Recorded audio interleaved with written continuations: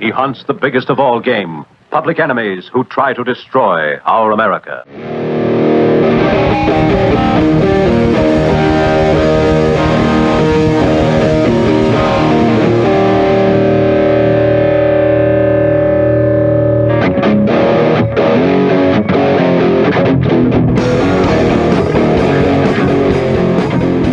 Welcome back, my fellow patriots. This is the next edition of the Saving Our America show. I am Shawn O'Neill, your ever-vigilant, deplorable Neanderthal host. My co-host, noted author and journalist, documentary and podcast producer, private investigator, and host of my all-time favorite podcast called A Cigar on the Deck. What's going on, Randy Wyles? Another beautiful day in free America, Tennessee, as is always the case.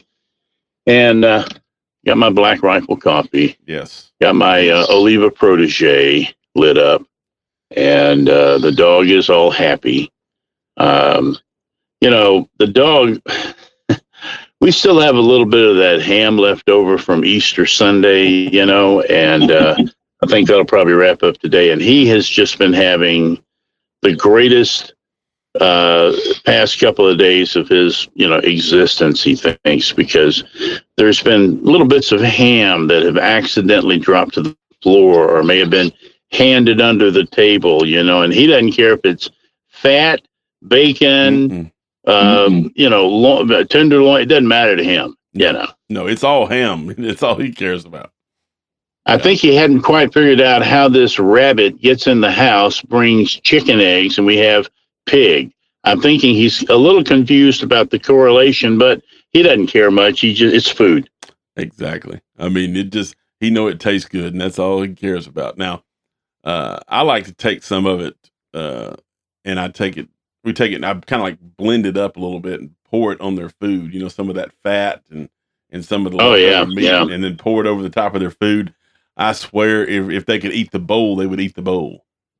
Yeah, we'll take things like, the leave-ins, if you will, the juice, or same thing with beef. If I cook up some beef in a skillet or something and pour it over, and I know, Karen, go ahead, please write and tell me how unhealthy that is.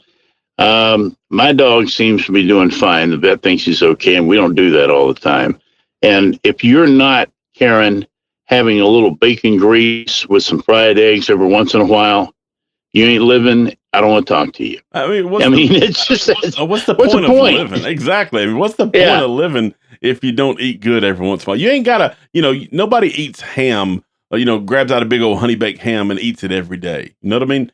But you should enjoy life. Otherwise, what's the purpose of living it? Well, any doctor will tell you moderation. Hell, it's in the Bible. Yeah. Moderation. That's the key here. Mm-hmm. But it's like with this, a little bit left over, and you debone the rest of it. Now, Gwen makes a killer. She did, scallops on Easter. That's fine, but she'll also do this kind of a potato scallopy. I don't know, with some of the leftover ham chopped up in there with some cheese and stuff. Oh my God. And that's like, Monday night. That's we have what we call, every once in a while we'll look at each other and we'll say, we're just going to scrounge tonight. And that means go in the refrigerator, find some leftovers that you really like from yesterday, and, heat them up, and you're on your own. It's every man for himself kind of thing. And I don't blame that. I don't blame my wife for on Monday after she makes up a big old meal like that, because they tucker themselves out taking care of us, and I appreciate that. So I don't mind. I don't mind helping with the, clean up and all that good stuff, because she definitely don't want me in there while she's cooking. But she definitely don't mind if I come in and help her with the cleanup. Well, my wife loves to cook and bake it's almost like a hobby. It's a way of relaxing, because, we're both writers. She's an analyst. I'm an investigator. You're using your head a lot. And sometimes to kind of clear your head, you want to go out, maybe prepare something in the kitchen, see if you can create something. And she loves to bake. It's like I've said, she has a sandwich bread recipe that is killer, and it has the consistency that's right for cutting, because it's uncut. You have to slice it, and it's the right consistency, and it does good. We haven't bought sandwich bread in I don't know how long, because hers is so much better, and it's a hell of a lot cheaper, and it's healthier, because she does the healthy things in there, and I think this year we may be doing it from the ground up, because we're looking at putting in some wheat, and milling our own flour. We got a little thing here you can make the flour out of the wheat and stuff like that. And she loves that. It's creative. She loves that. But you're right. Scrounge night or leftover night, I love, because the food, sometimes the leftovers, I don't know, maybe it's just me, but every once in a while they taste better, Yeah, there are only certain foods like that to me that taste better the next day. Chili tastes better the next day. Fried chicken tastes better the next day. Yes. And even mashed potatoes, I think, taste better the next day, because they actually, especially if you serve them hot, they have time to kind of thicken up and get, Yeah. But I agree. Leftover, well, to me, it's like it's only 3 times a year do we really eat like this: Thanksgiving, Easter, and Christmas. And, to me, it's kind of like continuing on the happy time, you know what I mean? Because I get to enjoy those kind of foods that I only get to eat a couple times a year. Yeah. Even when, Gwen makes turkey, it's really good. It's moist. Turkey has a tendency to get a little dry. I don't know how many times in my life I've had dry turkey, but it's never been as bad as on Christmas vacation with the Griswolds and the family around the table. Not like, but I think they did that because everyone has had dried turkey at the family dinner. Yeah, and it wouldn't be funny if they didn't take that to the nth degree. I mean, to the nth degree. Yeah. I loved it when that thing blew up, and then it's spewing a little noxious fumes, and that was so good. But she can really make a nice moist turkey that's just incredible, and then you got all the turkey leftovers, and the salads and the. Oh my gosh! It's and when you said that made me think about a Christmas story. When the dogs got in there and got the turkey, no turkey salad, no turkey soup, no turkey gravy. When he talks about the dogs, no turkey a la king. No, yeah, really, because that's what moms would do, man. That turkey, that's a lot of meat for a family of 4. We're gonna stretch it. Yeah, I mean.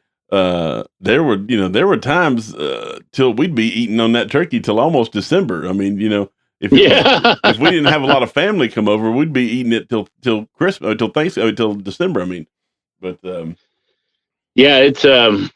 it's good, man. It is so good, and so naturally the dog lays there with his little poochy stomach after a big family meal like that, sleeping, and snoring. I can tell he's eating a lot and he's feeling good, because he's laying there and he's snoring. He's so tired, from all the attention and running around and food to eat and more attention and running around. Yeah. Now, I did watch Gwen do the same thing over the weekend. We saw our first snake. Up here, because I put out mothballs and stuff. I hadn't gotten around to it this year yet, this season, and I was up on the deck and I heard her scream and run. I knew what it was, and because she is almost phobic about, well, pretty much so about snakes. Can't even stand to look at pictures of them. And I looked down, and there was a nice big mature black racer right down there. He was just sunning. Yeah. I think he scared the hell out of her, and she scared the hell out of him. But I told her, sweetie, you're not living in the city anymore, Well, I mean, that's not even an uncommon thing in the city, especially not a black racer. I mean, now you might not Oh, see yeah. a timber rattler in your backyard living in Johns Creek, but I mean, it's still a good chance you're going to see a black racer unless you put mothballs out like you do. Yeah, and that's probably on me. I was supposed to have done them like last week or so, but the weather was, rainy. I didn't feel like doing it. Yeah. It was still cold. Didn't feel like I probably should have, but I didn't.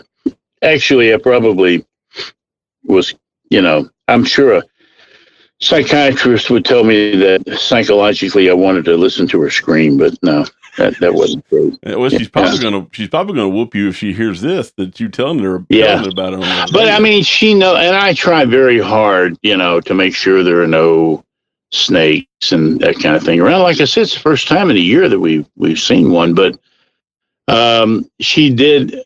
I think 15 minutes later, she came out with her little phone, her smartphone, and pointed out how she had just ordered us 2 pairs of snake gaiters to go around our, boots and up to our, because she's not going to walk around. She loves to hike, but this is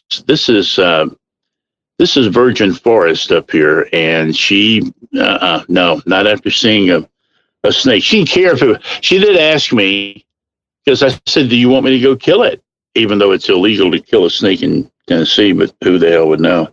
And well, you just she told says, them, "Well, so, no, yeah, I guess so." Well, I didn't do it, so they don't have anything on me. And I'm not thinking that the county sheriff is going to send a deputy and a representative from the Wildlife and Department of Natural Resources to come out and check all of my acres to see if there is a dead snake with its head cut off or something. But she asked me, "Is it a good snake or a bad snake?" And I said, "It's a black racer. They eat little field mice and things like that. It's really not bad to have around." So she said, "Well, it may not be bad to have around, but it's either him or me." So I said, "Well, if I run across him again, I'll take him down into the woods and let him go. But you might see him again. I mean, hey." You got garden coming up here, and I mean, most of the women in my family. Now, my wife's not really scared of him because she loves all kinds of creatures, so she's not really scared. Now, she don't want one crawling all over her, but she, if she could pick one up with a stick and move it out of the road or whatever, she would do it. Well, we were talking. I was texting. Actually, a good friend of ours is a woman who loves snakes. Mm-hmm. I mean, she really likes animals, and she likes snakes. And she and Gwen sew together. They have a little group, and she'll get some kind of an advisory from some little group that she, they nature lovers or whatever. And there'll be a picture of a snake somebody took, and she'll very respectfully declined to show it to Gwen because she knows Gwen doesn't like that. But she's a leftover hippie. I mean, literally, she's a retiree, leftover from the 60s. Yeah. And when I said something about mothballs, she goes, "Well, that naphtha, it's just bad for the environment." And I said, "Really? Yeah. Okay." And she said, "To be perfectly honest, if you wish to urinate around the edge of the garden, it'll keep them out." And I said, "Well, I already do that. But I mean, I mean, I'm in the middle of the woods, man, but I said, so you're concerned about my mothballs when China is pumping out exo number of tons of pollutants into the air every second on the planet, and you're worried about my mothballs? Come on." Yeah. I mean, that's, you got to love people like that.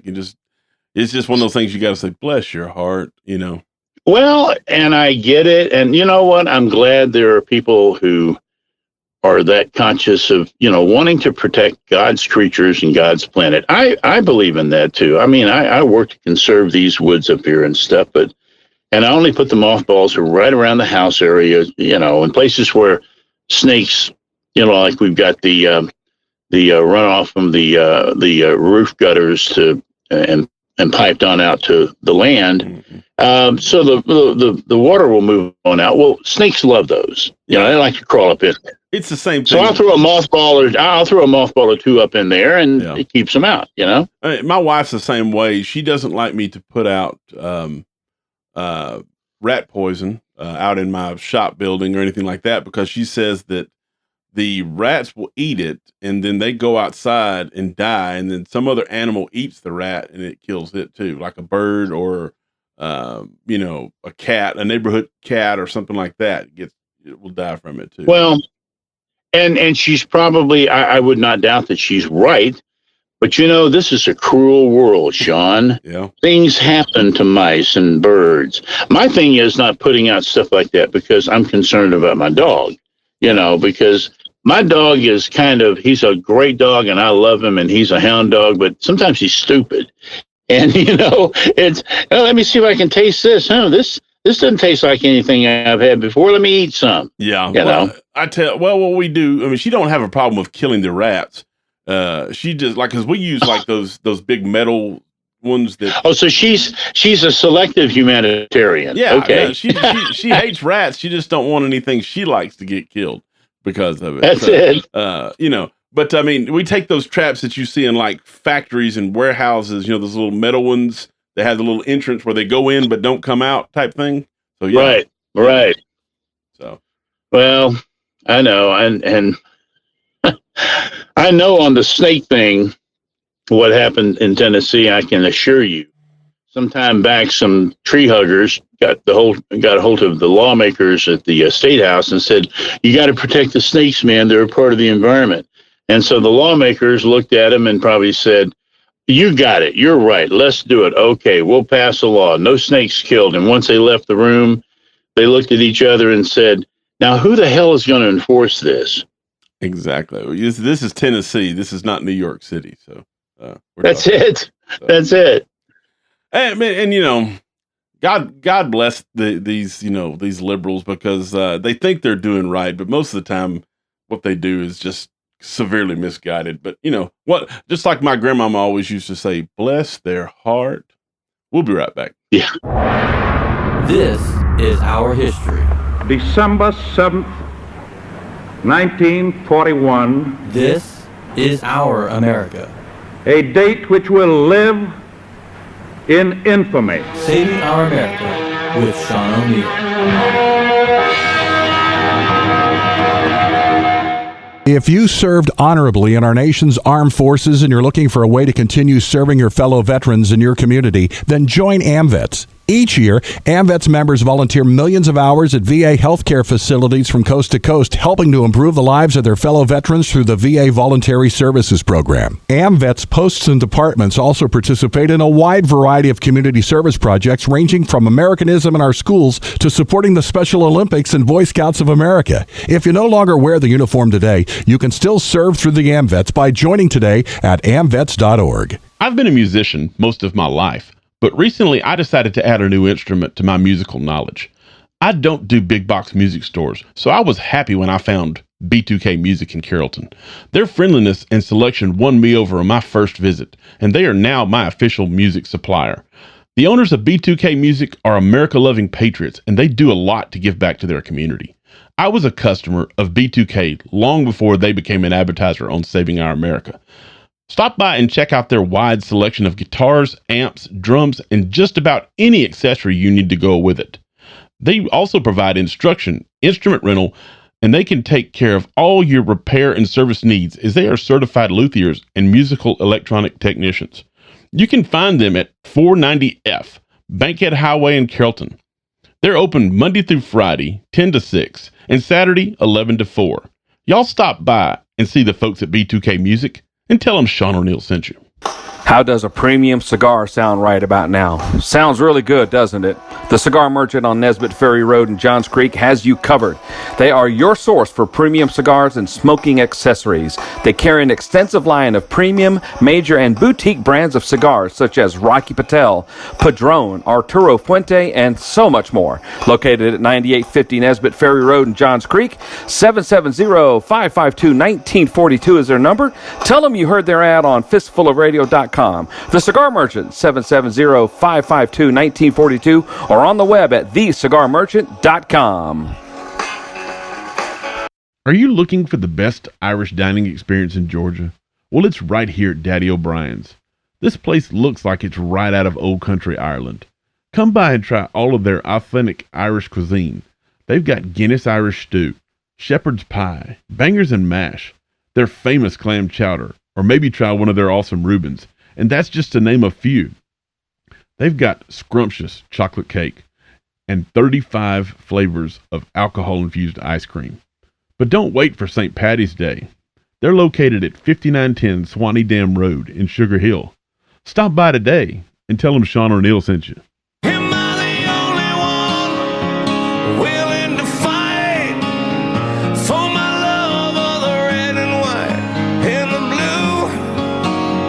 Burning on the ground, another statue coming down in a town near you. Watching the threads of old glory come undone. Not the only one. And we're back to the Saving Our America show. I'm Shawn O'Neill. On the other side of the microphone's Randy Wyles. And as conservatives, we can no longer worry about being respected by the establishment of our government, because Christ didn't worry about whether or not he was respected by the establishment of the Jewish faith. He didn't worry about whether the Romans loved him. In fact, he didn't care if they even hated him, because he didn't care about anything but doing the one job that God sent him to do here, and that was to save the souls of this planet. And on the same idea, we have got to save the soul of this country, and we can no longer worry about what the establishment thinks about us. Oh, yeah, you have a point there, although I don't know that, people like me and you are up to the task of doing what the Son of God could do as far as the country goes, but we can give it a try. That's the thing about being a follower of Jesus. We're not perfect. We're not going to be able to accomplish what he did, but we give it a try every day as best we can, and then we end up falling short, and we ask forgiveness, and it's done, and you start the next day new. So, we can surely give it a shot, our best effort to save America, because we got this is it. And this is not just some selfish ugly American idea we want. No, if this country, I've said it before, this country falls, and a whole stack of dozens, hundreds of other countries, little and big around the world, will fall as well, because they depend on our leadership, our protection, our money, that's just, there are no two ways about it. Well, God didn't send Jesus here to be a follower. He sent Jesus to be a leader. Yes. He sent him here to lead the people out of the bondage that was the Old Testament. And as on the same thing is what conservatives and Christian conservatives here in America have to do. We have got to return to being the leaders of this country. For too long, we have watched these people who think that they're our betters in Washington, D.C., and in our state capitals who have looked down upon us, and they only care about our opinions when they need our votes. And it's time that they stop taking us for granted. Well,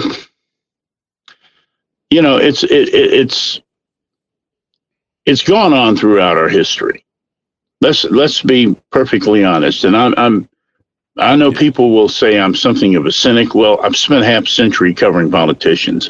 Tell me anybody who can spend 45 or 50 years covering politics and not come away with at least some cynicism about the system. I mean, come on. They're politicians, as many of them themselves love to joke, but it's not a joke, it's the truth. If their mouth is moving, they're lying.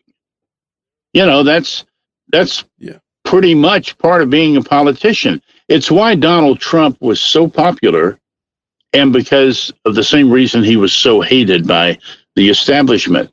He didn't consider himself a politician, and people who voted for him didn't consider him a politician. They saw him as a guy who was a successful businessman. And as I've said for years, that's what we needed in the White House. Somebody who actually met a payroll, somebody who had employees under them, somebody who had people that depended on his leadership to show them the right things to do and to organize it in such a way to make it happen. And that just isn't your average politician. In fact, it's so abnormal that it is rare when we have a politician that's truly an American hero. You know, like you like to say, Shawn, common sense can be so uncommon it should be considered a superpower. Well, it's pretty much that way in politics. You know, you people love to go back and fondly think of the founders, and with good reason. They may have disagreed, and they did, with each other on certain issues once they got down into the weeds and the nitty-gritty of running a country. But these were far-sighted visionaries, you know, who had strong belief in what they were fighting for. And they put their name on a parchment that was read to the king himself. I mean, you can't get any more committed to your cause than to tell the king where he can jump off and what you think of him and not expect repercussions. Not to have too much of a squirrel moment on this, Randy, but can you imagine having to be the guy who read that to the king? Because, you know, I wouldn't want to be the that king. Guy. He might have got his head. Yeah, cut off. he was pretty well known for being kind of neurotic and crazy anyway. I mean, he and especially I think the revolution just really sent him over the edge. He would walk through the palace half naked half the time. I mean, he was just nuts. Yeah. But I've thought about that before. The guy that's got to go, listen, Your Majesty, I'm just reading this, okay? This is not me. Yeah. But because I mean, if you haven't read the Declaration, well, first of all, you should. It's not that long. I mean, if you can sit through a half hour of the Kardashians or some crap like that, surely you can spend 10 minutes, 15 if you're a slow reader, and read the Declaration, and you will see just how ticked off we were. These guys minced no words. After they got past all that flowery crap with in the course of and do this and do that, they started getting down to the body of that. They told the king that he was full of it, called him everything but a child of God. And their intent was to get him to pay attention and either give them their rights or we're going to go to war. And you mentioned Trump and having a leader like Trump become our president. I could take the easy way out, Randy, and simply say that Trump broke liberals. I mean, he really did that, but that'd be taking the easy way out to blame it all on Trump. But it boils down to conservatives, real true to their heart conservatives. I'm not talking about Republicans. I'm talking about true to their heart conservatives are what broke liberals, because we have finally had enough of their garbage. And we realize that they are truly the minority, and they are a very small minority in this country who people that want to destroy this country, like what's going on right now. And we're not going to allow it to happen without a fight. Well, this is why Nancy and Schumer and that bunch got scared out of their shoes and boots, or sandals or whatever they wear. That day of the crowd going to the Capitol, the infamous J6, January 6th, they got scared because, for one thing, that was a lot of people. And then you had that handful that got violent, which I promise you, I've said it before, these were plants by BLM, leftist Antifa types. In fact, the FBI has looked into it, and they've got a lot of photos of people that they've seen at both kinds of that and at some of these Antifa rallies doing their Antifa stuff. But be that as it may, they were scared to death. They thought everyone's had it. And the reason they thought that is because everyone's had it. I mean, that was it. you know? Yeah. I mean, and I've made mention that we cannot worry about being respected. But see, Christ didn't I mean, his followers were not always what you would call respectable people. Some of them were some of the dredges of society. Oh, yeah. Matthew was a tax collector. I mean, come on. I mean, Paul used to put Christians to death before he became a disciple of Jesus Look, Christ. and let me tell you something, Shawn. When I say Matthew, a tax collector, we're thinking about, the little guy down at the county office who takes your money, gives you a receipt. No. Back then, tax collectors were hated because they actually kept a percentage of whatever they could collect on behalf of the government. Instead of thinking about the little guy down at your local office, think about the sheriff of Nottingham, where he would go through the village and beat people up and shake them down until he got enough money. And that's what you need to be thinking about when you think of Matthew. Yeah, I don't know that Matthew beat people up, but just the process of everyone knew he got a percentage of their money that was meant for the government, and it was perfectly legal. It wasn't that he was doing anything wrong. That is a low respect. Look, how much respect do you have? I've met, ironically, I remember on one occasion meeting an IRS agent, an auditor, at church. He just joined our church, right? Mm-hmm.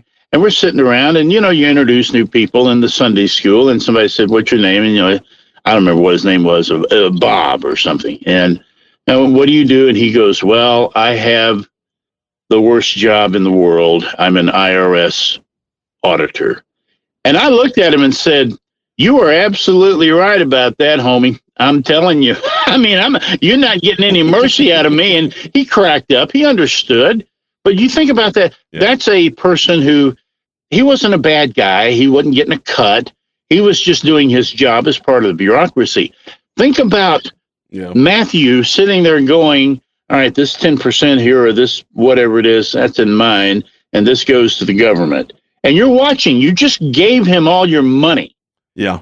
I mean, and when I make the comparison to what we are expected to be, I'm not saying that because I'm not perfect. I'm as far from it. I fail Jesus every day. All I can do is keep asking him for forgiveness for the times that I fail him. But when I say that, I mean that these men, even the ones that initially turned their back on Jesus Christ when he was taken into custody and put on that cross. I mean, was it Peter? Peter denied him 3 times. Peter denied him 3 times. But yet he still ended up dying for his beliefs in Christ and what he was and was made the gatekeeper of heaven. He is the guy you see at heaven. I mean, obviously these things happen, and if you study, this is becoming a real theological segment here. But if you study the Bible, you realize these 12 disciples, and that was pared down. When Jesus was at the height of his ministry, he had thousands of disciples. That just simply means people that followed him. They followed him around. They waited for him to preach. But when it got down to it, he just had the 12 that that was his inner circle, close and most loyal followers. And even they, as you say, they left. But those 12 people represented 12 different diverse individuals. It was a cross section. It also was symbolic because of the 12 tribes of Israel, which also was a diverse cross section of that society. So what God was trying to do was say, all people can come to him, all people. And all people are a little different, and all people have different opinions, and there's Judas who took care of the money and was complaining when Mary used the expensive oil to anoint Jesus, and he's like, well, we could use that to feed the hungry, and Christ has to admonish him because of her gift to him. That was her gift to him. But Judas was just thinking about the money, and I've known people in the church that's all they're thinking about. They're the guys that collect the money, and they're the ones that make sure it gets appropriated. And sometimes they forget what it's here for, Yeah. And let me put down to the brass tacks here, folks. I'm not saying that I expect you all to go out and be like Jesus' disciples. What I'm saying is that you can't be afraid to lose friends. You can't be afraid to make your family members not love you. That is what we're trying to do in this country is more important than your friends and even your third cousin twice removed who might get mad at you because he's a Democrat. Yeah. You know, what we're trying to save here is too important to care about people being friendly with us. We have to be willing to sacrifice. I mean, when Randy and I get on this radio every day, we are sacrificing everything because we're out here saying things that people don't like. And if we say just enough of those things, they'll try to cancel you, Randy and I. Look, right now, there are still leftover hard feelings from Easter Sunday family dinners. You and I know that somewhere, somehow, just like at Thanksgiving, just like at Christmas, political discussions came up either over the table or after or something, and somebody got all butthurt and somebody else got all mad. Not that everybody did that, but somebody out there is going, yeah, and I'm still mad at my cousin, or yeah, my cousin or my brother is still mad at me or whatever. Don't feel bad about that. It's that simple. Don't feel bad. If you believe what you believe, that's your right. And the other person, if they truly love you and care for you, they'll respect that. And just like God told, Jesus gave us the instructions to go amongst the world and share his word. We have got to go share the word of conservatism, because if we don't, there won't be a country to have anymore, because we have got to get the word out and people have got to know what is going on and why they need to be a conservative and not just be and not just sit back and just wait for something to happen. And Karen, if you're writing your little email now to complain that, well, all you guys are doing is comparing conservatism to the Word of God and to religion and theology, you might have you might have a point, Karen, because your leftist libtards surely are not standing up for God's word. Somebody has to. Well, I mean, didn't the Democrat Party take the actual name God off of their, completely out of their platform? Yeah. It took, So you didn't see that in the Republican Party on the GOP. We haven't taken God out of our platform. The liberals are the ones that got prayer taken out of school. Yes. And under the misguided idea that there is a separation of church and state. There is no law. There is no law that says the church and state are to be separated. There is an ideology that the church can go its own way and under the First Amendment can say what it wishes, and the state can't mandate anything, but yet the state mandates the church is not allowed to be in school. Yeah. All I'm saying, folks, is that just the same as you would stand up for your beliefs, you've got to stand up for your country. And this is how you do it, by not sitting around being afraid of what people think of you. We'll be right back. This is our history. I have a dream that my 4 little children This is our America. will one day live in a nation where they will not be judged by the color of their skin, but by the content of their character. I have a dream today. Saving Our America with Shawn O'Neill.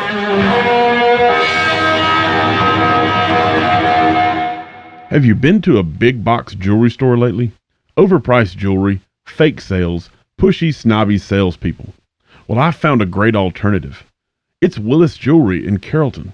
The owner, Chuck Wyles, is a personal friend of mine, and you won't find any of those things that I mentioned at Wyles Jewelry. Chuck will treat you the same whether you're there to get a watch repaired or buy a $10,000 ring. He'll help you find just the right piece for whatever occasion. Go by and check out Wyles Jewelry. It's located at 203 Adamson Square, right in downtown Carrollton. Tell him Shawn O'Neill sent you. Introducing Habersham Home Management Solutions, a concierge service solutions company to help you with the management, maintenance, and operation of your home. Handyman services available. landscape design and installation, junk removal, and so much more. Our concierge services can also help you prep your home for sale with home improvements that will save you time, money, and will add value to your home. You can trust the team at Habersham Home Management Solutions to exceed your expectations. Their number, 770-616-5979. 770-616-5979. Habersham Home Management Solutions. In the fields of bodies burning, as the war machine keeps turning, death and hatred to mankind, poisoning their brainwashed minds. Oh, Lord, yeah. And we're back to the Saving Our America show. I'm Shawn O'Neill. On the other side of the mic is Randy Wyles, and I guess Democrats only care about the environment when it's not going to cause them to lose an election, Randy. Yeah. The old hypocrisy of the left. Well, And, Shawn, I wonder if we should continue to refer to Democrats in that generic brand, because more and more, it's really the hardcore left, the libtards, Yeah. I call them, but the hardcore left. The traditional Democrats have a tendency, they may be a bit liberal, they may be a moderate or whatever. They're about to lose their party. And this is part and parcel of what you're talking about right there, because of a lack of taking a stand, of hypocrisy that's run amok within the party, and the party leadership. And I mean the real leaders, not Nancy. I'm talking about the people who actually try to do what's right for the country and reach across the aisle and work with their Republican and conservative counterparts. They're concerned. They're concerned about their future. I mean, I could sit here, Randy, and I could spend this entire segment reminding people about all the hypocrisies of the left, but that would be redundant, repetitive, and would be a waste of precious airtime. I mean, but Jen Psaki we're talking like 3 weeks ago, Randy, she was saying that we are not going to open up more leases. And now they've done a complete 180. Now we'll see if it ever comes to fruition and if it's what they've been saying they're going to do, Randy, and if it's actually anything effective. But they're saying they've done a 180-degree turn on opening back up leases because Joe Biden's numbers are the lowest of any first-term president ever in history. And that's your point, that their whole idea of not making federal land leases available to the oil companies anymore was to protect the environment until it gets close to an election, until the president's numbers are lower than a snake belly in the grass, until that point. And then, okay, it's, I guess, okay to, by their standard, mess up the environment, for the sake of the election. Look, first and foremost, from January 20th, 21, when he walked into office, or I guess really kind of shuffled, more like, he should not have cut off the Keystone Pipeline. That was the first mistake. He should not have agreed to buy all that Russian oil. But then again, it would have been hard to do that if you still had the Keystone going. So I'm kind of thinking there's a correlation there.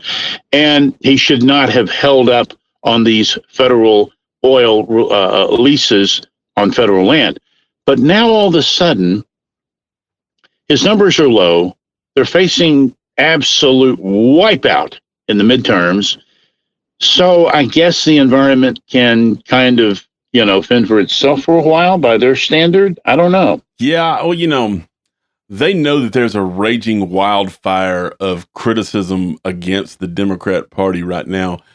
And I guess they think that the best thing to do is just to jump right in the middle of that fire and try to extinguish it from the center. And you and I both know that's not how you extinguish a fire, No. But it just once again highlights the stupidity of the left. I mean, they had to know that this was going to happen when they did it in the first place.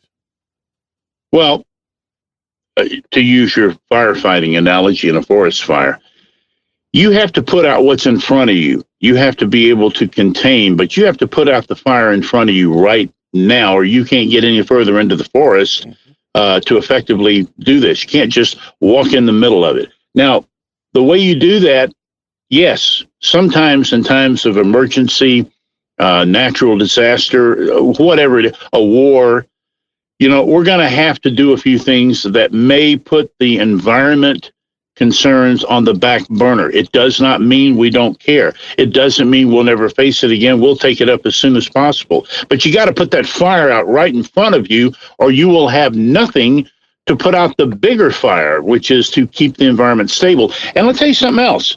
We do it better than any other country on the planet. That's what I always thought was stupid. We're buying more than 500,000 barrels of oil a day from a country in Russia that they couldn't care less about their environment. Yet here we have all of these technologies in place to do everything we can to protect the environment around oil drilling operations and oil transportation facilities.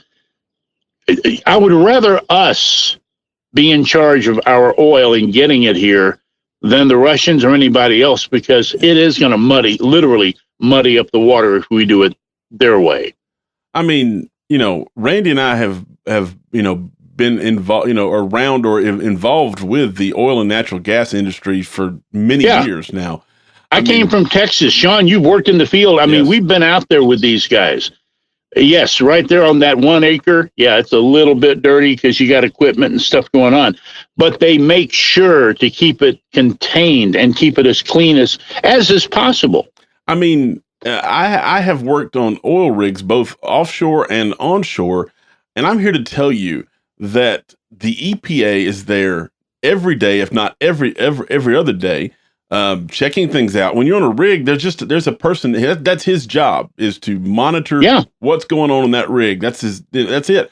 I mean, we had to put, Randy, when we would put a generator out on a pipeline, we had to put it in basically like a kiddie sized pool containment unit, so that if it even, we spilled a little gasoline, pouring gasoline into that generator, that it would be contained. And then, because you spill anything out on a right of way or at a rig, that's a congressional matter. I mean, they're gonna get in foot deep in your rear end if you have a spill on one of these sites. Versus what you talked about before, and we know this, we've seen this, places like Saudi Arabia was just sand. They spill some oil. They literally go over with a bulldozer, scoop up some more sand, put it on top of it, pat it down, and there we go. Exactly. We're done. And if this was our only complaint against Joe in this whole deal, this would be a minor story, Randy. But his attacks on the environment are even what the left should be considering an attack on the environment. He's even now going to allow E15 gas, which is only supposed to be used during the wintertime and not the summertime. So they're gonna relax the standards because they need more usable oil, gas, natural gas for cars and stuff like that to be used. So once again, the hypocrisy knows no bounds of the Democrat Party. You see up here in Tennessee and places like this that you may not in some urban areas, gas facilities, whether it's a truck stop or a mom and pop grocery store or whatever, you will see the pumps, different pumps. I mean, you've got one pump that has your basic unleaded, mid-grade, and super, but they're all unleaded. Then you got a diesel, maybe. And most people, those are the only two they might see. Well, you also have 100% gasoline. And, because farm equipment, my equipment that I use on the place here, especially smaller engines, it's got to be, if it's not a special mix, it's got to be 100% gasoline, because the ethanol will, it doesn't take long before it'll clog up an engine if it's not, rated for it. Well, not even that. It'll rot the tank too. It'll rot the metal in the tank. Yeah. And so up here you see 100% gasoline, which is a lot more expensive because it's not ethanol. Ethanol is cheaper because they use corn. But you see, I guess historically up here, people thought, well, you don't drink corn, you don't use corn, you drink it. But anyway, Exactly. but if I've watched old boys pull up, and now they've got this E15, and they're looking at it sideways, like that long, hard squint. Like, what is that doing here now? What kind of crap is the government pulling now? Because these are hardworking guys that work with equipment that deal with this every day. They know the various grades that have to be. It's not just a bunch of, Karens out driving their, little SUV with kids to school. It's guys that use this. Mm-hmm. So they're looking at that E15 going, what's this? What is it? Whoa, wait a minute. Hold on. This is, Yeah. And they know something's up, and they can't trust what the government's doing. Yeah, I mean, and with good cause, because I mean, if the government is telling you something's good, you better look into it, because it's probably a lie. And I don't care who the politician is telling you, whether it's a conservative, a Republican or a Democrat. If a government official says, I'm here to help, you better watch your back. Yeah, ever since Ronald Reagan, that was a great line that he coined back in his day. The most horrifying words, or the words that scare you the most, are, I'm with the government and I'm here to help. And he got a huge uproar of laughter every time he said it, but it was true. Yeah, I mean, you know what? Reagan may have been the king, at least the modern day king of the one-liner. I mean, because having been an actor, he knew how to pop those one-liners. He knew how to deliver it. He knew that stuff. You bet. I mean, even when he intended for it to be a thought-provoking one-liner, Mr. Gorbachev, tear down this wall. I mean, that greater words were never spoken at the border of East and West Germany, I don't think. Well, it harkened back to that same place and time with John F. Kennedy, who was also a great communicator. Mm-hmm. Ich nach Berliner. Mm-hmm. I am a Berliner, and that was that same, because the wall had gone up, Mm-hmm. and he was making the point that we're all together, and it was heinous that the Russians would split that city literally overnight, and so those were the two bookends of that whole thing, and they were both absolutely dead on with their delivery, because it was important to say. It's like FDR and, his December 8th address to Congress about December 7th, 1941, a day that will live in infamy. These are words that echo for a reason. Because for one thing, they're delivered right, but for another, they mean something. And y'all know I respected FDR as a human being, but I really didn't like him as a leader of this country. But you know what, Randy? I would do anything to have an FDR running this country versus this bumbling idiot we got in the White House now. Dude, I got to tell you, and I've met him, and I wasn't a huge fan of his politics, but I'd take Bill Clinton any day today over this guy. I mean, if the worst because Bill Clinton had a brain. Now, and it wasn't because of the Monica thing. I don't care, but I didn't agree with a lot of his politics. We would have been on opposite sides.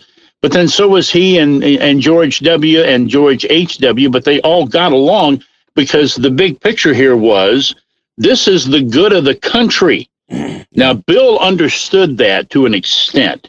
For a liberal, he did a fairly good job of understanding that. He didn't always do the right thing. He should have literally pulled the trigger on Osama bin Laden when that frickin' Marine sniper had him, or special ops, had that guy in his crosshair waiting on the president of the United States to say, do it.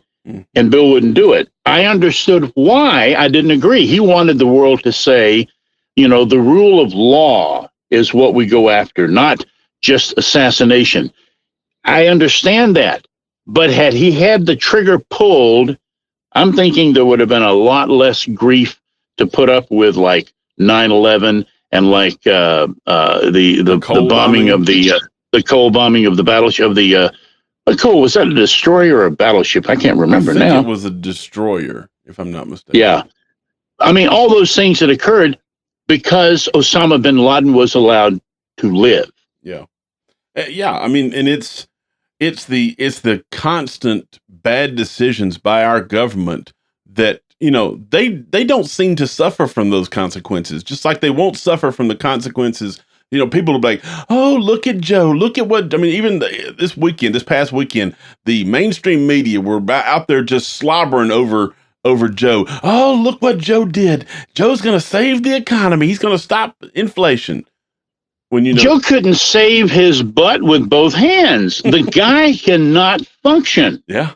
I mean, that's why I said when he shuffled into office in 2021, because he is a doddering old fool who has dementia. I cannot believe that the commander-in-chief, the chief executive of the most powerful nation on the planet, is this guy. Yeah. I mean, you're absolutely right. And I think it's time. I mean, I'm beginning to feel this, Randy, that the mainstream media, not even the mainstream media, is willing to let him completely get away with this anymore. But I mean, they're still in the tank for the Democrat Party, and they always will be. But even now, they're even beginning to distance themselves from it because they know that it's bringing them down, and they're not going to allow that. But speaking of, the money of the economy, folks, we need your help with the economy of the Saving Our America show. We have a Patreon page that we would greatly appreciate y'all coming on board, coming alongside Randy and I to help us grow this into something even better than what it is right now. I mean, you can go if you'd like. We have different levels that you can go and join. We have different complimentary gifts that we will give you for your patronage. Go to Patreon, look up SOA Radio Show, and drop us a couple dollars if you don't mind, because we want to grow this thing into being something great. So, Randy, do you have anything more to say about that? Well, we have good sponsors because, we handpick them. Yes. And these are good American loving people, and they're great sponsors. And the only thing I'd add is go by and do business with these people. Yes. Yes. They're good people. They're hardworking people. They're right there. They're in the community. And, you want to help us a little more directly on Patreon. That's wonderful. But do go by and see these people, man, because people like, Loyalty Patch, which, by the way, if you go on to Patreon, we can get you a couple of Loyalty patches and a hat, if you want. They're cool. I have them. John has them. Yep. But we've got great people here. So if you want to help us directly, you want to help us through a patronage of our sponsors, this all works to help this show continue to grow and grow and grow and expand. And folks, this really does work. And we're at a point where this has to work because we have the soul of this country at stake. Absolutely. And I couldn't say it any better if I tried. So with that, we will see y'all tomorrow. Bye-bye. 'Cause there ain't no doubt I love this land. God make us please bless the USA.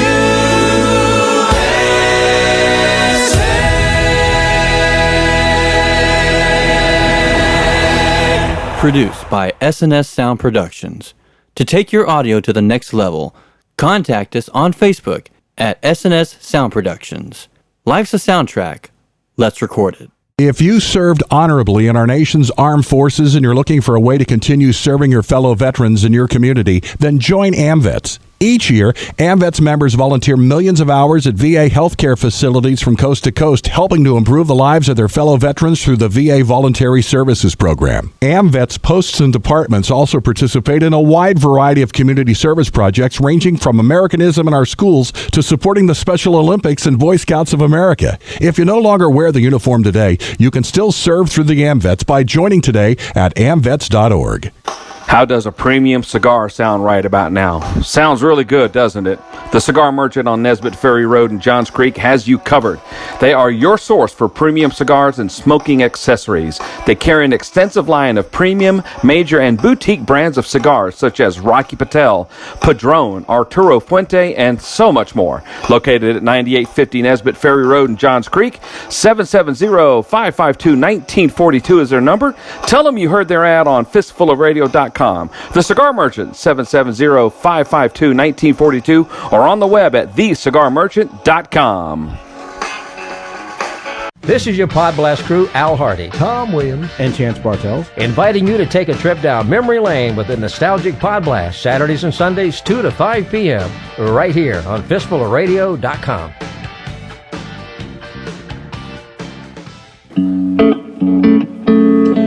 Introducing Habersham Home Management Solutions, a concierge service solutions company to help you with the management, maintenance, and operation of your home. Handyman services available, landscape design and installation, junk removal, and so much more. Our concierge services can also help you prep your home for sale with home improvements that will save you time, money, and will add value to your home. You can trust the team at Habersham Home Management Solutions to exceed your expectations. Their number, 770-616-5979. 770-616-5979. Habersham Home Management Solutions.